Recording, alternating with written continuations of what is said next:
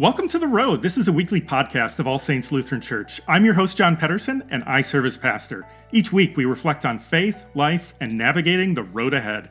The language of journey is common when we think about life. It has its joys and challenges along the way, and we all need a little encouragement and guidance at times to keep us going. There's a word in the Bible, asphalia, which means truth, but it's the same root word we use in English for asphalt, if you can believe that. It's a solid surface that makes travel easier and more assured. And so every week we're going to be exploring elements of faith and life that keep us on the road. Faith isn't about living a perfect life. It's about finding our way, getting through rough spots, but seeking out those great vistas too. You can find my weekly message here, but you'll also find special conversations with guests who have insights on things like wellness, parenting, and living with unique purpose. If you appreciate this podcast, remember to subscribe where possible and share it with a friend. Here's this week's message. Well, two just amazing readings, two of probably my favorites in all of Scripture, and you have to choose to preach on one. But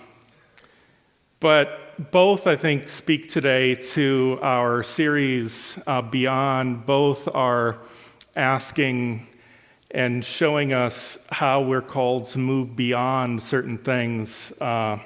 Saul called to move beyond his past of persecution into a new life. And today we'll talk about how the disciples were being called to move beyond their past into their new future.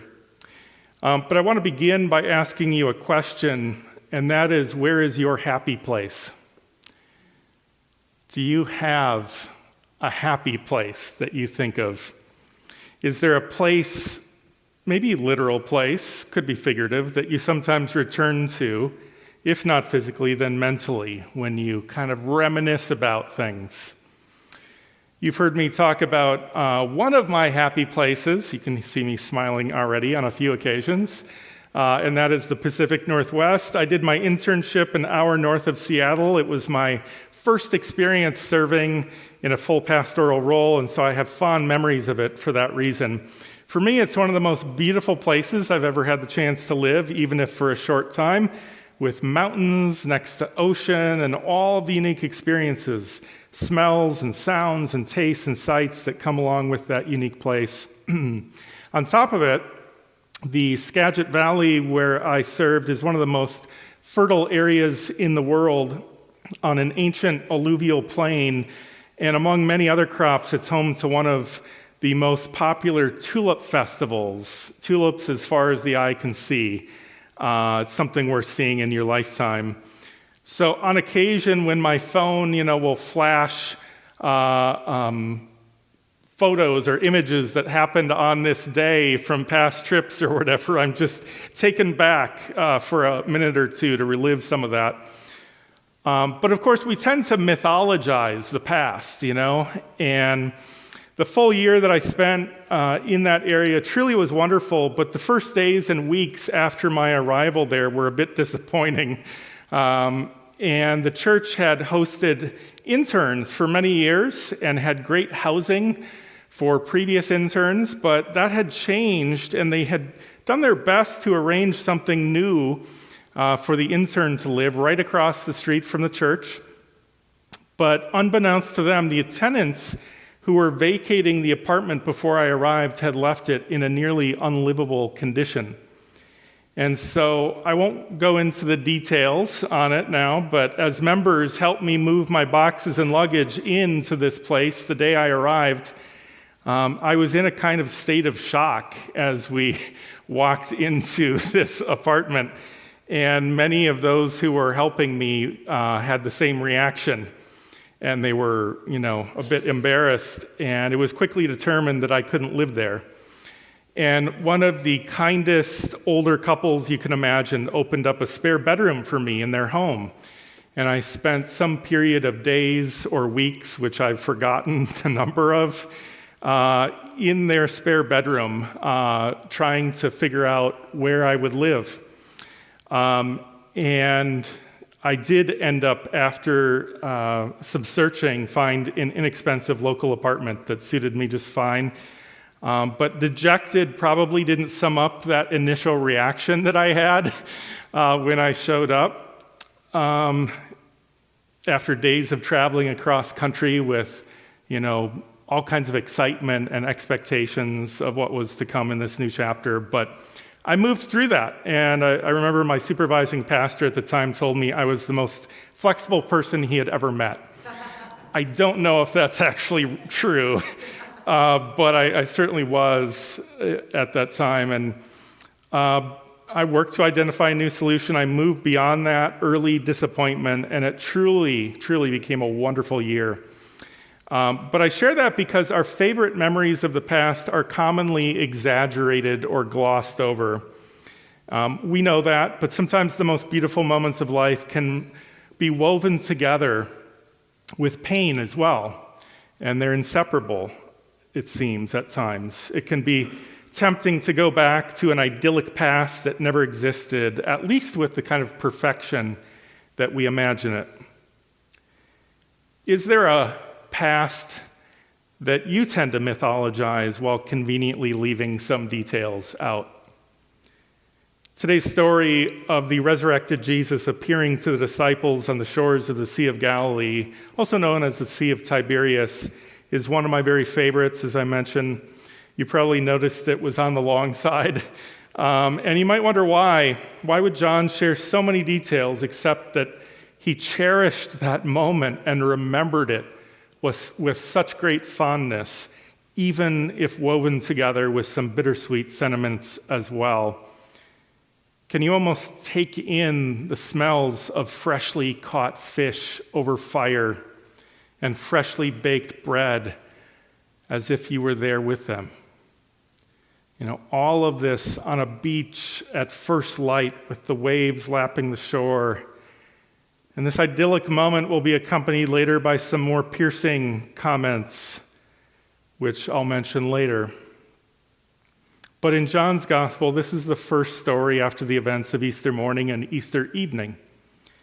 The disciples and even Thomas now have seen the risen Jesus, and you might wonder what comes next. Now that Jesus has been raised, we imagine the mission must continue. That's because we know the rest of the story. But the ministry Jesus left for them didn't go on immediately. Here we find the disciples back home. They've gone back to their happy place, their place of comfort and security, where they grew up. They're back to their old jobs, as a matter of fact. Some of them, anyway. They're back to fishing. Only it seems they've lost their touch. They can't catch anything. And just to rub it in a little bit, if you didn't notice the little detail, Jesus is already on the beach cooking up his fish that he caught. Why don't you all bring some of yours and add them in, the ones I just helped you caught? I hope you see the humor in some of this. Why, when everything has changed and everything's been made new by the resurrection, do they go back to doing what they've always done before? They've returned to their past lives. Even with seeing Jesus resurrected, are they still in shock? Just moving through life a little out of body right now, trying to find their way, figure out what to do next? The disciples had started a whole new life as students of Jesus, following him all over and being challenged and pushed to see a different kind of world, a different expression of faith, a different ethic of love and grace. But all of that happened with Jesus by their side. Jesus is gone now, except for these momentary appearances that are happening. With no one to guide them anymore, I'm sure it was far easier to just go back to old ways like it was before they met Jesus. Are there parallels to what the disciples were experiencing? Are there times in your life when something big happened and you just tried to go back to the past, back to a place of comfort? Churches and other organizations have been through some pretty shocking experiences over the last couple of years, as many have. We've been through what for many has been a difficult time, but also a transformative period with the pandemic. And the question now is, now what? Do we just go back to what we were doing before now that the worst of it seems to be over? We learn to meet new people online and express ministry in new ways. If the pandemic is over, do we just go back to only doing things the way we were doing them before? And it's not just organizations asking that question, but it's individuals, many of you as well. In fact, I asked a group at church recently about this on a more personal level. Are you wanting to go back to the way you did things before the pandemic? And everyone who spoke up, at least, said they didn't want to go back, at least not entirely. They liked the slower pace they had discovered during these last 2 years. More time maybe for family or different things in their life. They weren't so interested to just hop back on the treadmill, and some of that extends to maybe what we do as a church as well. And we could ask, is lots of activity and overscheduling the only strategy for being effective as a church or even as an individual? Some kind of activity is certainly good. We're supposed to be doing something, and that something has something to do with Jesus above all. And maybe the gift of this moment is that it focuses us. We want to be sure that we're focused on our highest priorities, where our church and all of us can be in our sweet spot and make the biggest impact with our lives and our mission. There's opportunity there. There may also be a calling for the church as a whole and for each of us in that. Where is Jesus calling us now?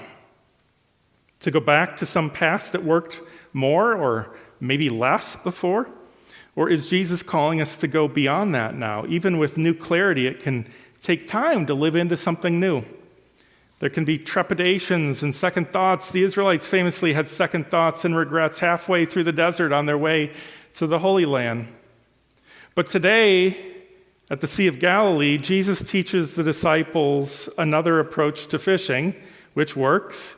And on the shore, he feeds them, and he gives them time for renewal and to be cared for in the fellowship and nourishment of both food and his presence. There's wisdom in that. And then he speaks to Peter, who was the acknowledged leader among the disciples. And in the course of 3 questions, he helps Peter move beyond some of his own shock and regrets. Jesus asks him 3 times, "Peter, do you love me?" And we remember that Peter famously denied Jesus 3 times after he was arrested before the cock crowed. 3 times, almost in desperation, Peter tells Jesus, "You know that I love you." And each time, Jesus calls him to serve.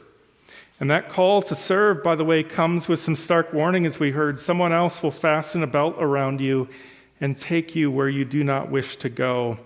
This was something specific to Peter. But that is a kind of mysterious and distant reality for the moment. On the beach, Peter is reconciled to Jesus and finds healing and renewal. 3 denials turned into 3 affirmations.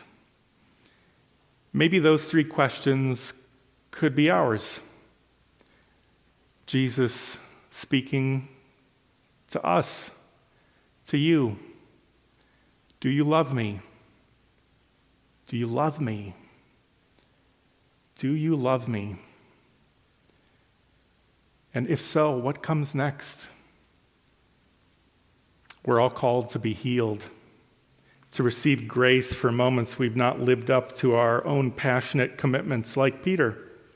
And then Jesus asks us to move beyond the past and move into what comes next, to serve in this new world we find ourselves in, to do what is our deepest commitment as Christians, follow Jesus. We all have happy places, and it's even okay to visit them. But how is God calling you to identify new ways of living with meaning and hope? What's past is past. We're in a new place now. For some, that means yours or a family member's health has changed. You've lost someone. You've experienced grief of some kind. But perhaps you've also discovered better ways of seeing your life in the world now than you did in the past. You appreciate things more. You have a wider view of the world and perhaps even the struggles of others not like you. Perhaps out of some of the pain you've experienced, you've also discovered deeper gratitude. Sometimes the pain and beauty of life can't be so neatly separated. We can learn to accept all of this and not simply beat on against the current, faces always turned to the past. Jesus calls us to look ahead to the new thing that God is doing. If we turn to him, we can join in that new thing and follow. Amen.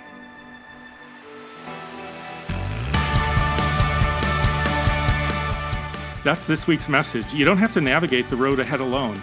You can join with others at All Saints. Visit allsaintsmtka.org for more information. Have a great week.